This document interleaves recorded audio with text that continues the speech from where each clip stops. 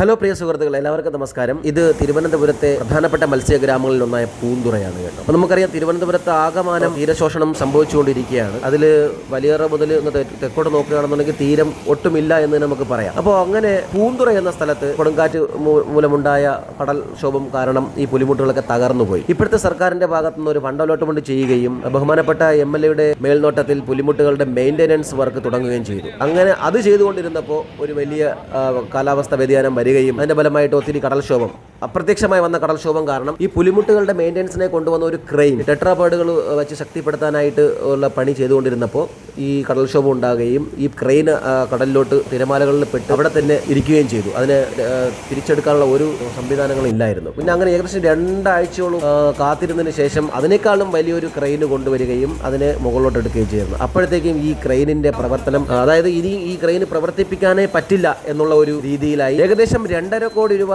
വിലമതിക്കുന്ന ക്രെയിൻ എന്നാണ് ഇതിന്റെ ഉടമസ്ഥൻ പറയുന്നത്. അപ്പോൾ ഉടമസ്ഥൻ നമ്മൾ ഇതിന്റെ 1-2 വീഡിയോസ് ഇതിനു മുമ്പ് നമ്മൾ ഇട്ടിട്ടുണ്ടായിരുന്നു. അവസാനം ഈ ക്രെയിനിനെ കൊണ്ട് ഒരു ഉപയോഗമില്ല എന്ന് കണ്ടപ്പോൾ ആക്രിക്ക് ഇതിനെ മുറിച്ചു വെക്കുകയാണ്. ഈ കാണുന്ന ദൃശ്യങ്ങൾ അത് തന്നെയാണ്. അതായത് 2.5 കോടി രൂപയുടെ ഒരു ക്രെയിൻ കട്ടർ, നമ്മുടെ വെൽഡിംഗ് കട്ടർ വെച്ച് കൊണ്ടുവന്ന് കട്ട് ചെയ്ത് ലോഹ കഷണങ്ങളാക്കി ആക്രിക്ക് വിൽക്കുകയാണ്. അപ്പോൾ നമുക്ക് നോക്കണം, കടൽക്ഷോഭം, കടൽ എന്ന് പറയുമ്പോൾ അത്രയും ശക്തമായ ഒരു പ്രതിഭാസ സംഭവമാണ്. അപ്പോൾ അതിൻ്റെ കൂടെ ഒരിക്കലും നമുക്ക് ഫൈറ്റ് ചെയ്ത് നിൽക്കാൻ പറ്റില്ല. അപ്പോൾ കടലിന്റെ ശക്തി അങ്ങനെയാണ്. അതുകൊണ്ട് തക്കതായ സാങ്കേതിക വിദ്യ ഉപയോഗിച്ചുകൊണ്ട് കടൽക്ഷോഭത്തിനെയും തീര സംരക്ഷണത്തിനെയും നേരിടണം എന്നുള്ളതാണ് നാട്ടുകാരുടെയും അതോടൊപ്പം തന്നെ വിദഗ്ധരുടെയും അഭിപ്രായം. അപ്പോൾ എന്തായാലും പുലിമുട്ട് വെച്ച് നിന്ന പുലിമുട്ട് മെയിൻ്റെനൻസ് വർക്ക് വീണ്ടും തുടങ്ങിയിട്ടുണ്ട്. അപ്പോൾ അത് ശക്തിപ്പെടുത്തിക്കൊണ്ട് ിരിക്കുകയാണ്. നമുക്ക് നോക്കാം എത്ര ശക്തമായി തന്നെ തിരമാലകളെ ചെറുക്കും എന്നുള്ളത്. എന്തായാലും തീരം ആവശ്യമാണ്, തീര സംരക്ഷണം ആവശ്യമാണ്. തീരദേശവാസികൾ ആകെ കാത്തിരിക്കുന്ന ഒരു സ്വപ്നം തന്നെയാണ് തീരം സംരക്ഷിക്കുക എന്നുള്ളതാണ്. അതോടൊപ്പം തന്നെ തീരം സംരക്ഷിക്കുന്നതിന്റെ കൂടെ ഒരു ഹാർബർ കൂടെ അവർക്ക് കിട്ടിയിരുന്നെങ്കിൽ നിർഭയം അവർക്ക് 365 ദിവസവും ജോലിക്ക് പോകാനുള്ള ഒരു സംവിധാനമാകും എന്നുള്ളൊരു പ്രതീക്ഷയോട് കൂടിയാണ് ഈ പ്രത്യേകിച്ച് പൂന്തറക്കാർ മറ്റ് തീരദേശവാസികളും കാത്തിരിക്കുന്നത്. നമുക്ക് എന്തായാലും കാത്തിരുന്ന് കാണാം. ഉടൻ തന്നെ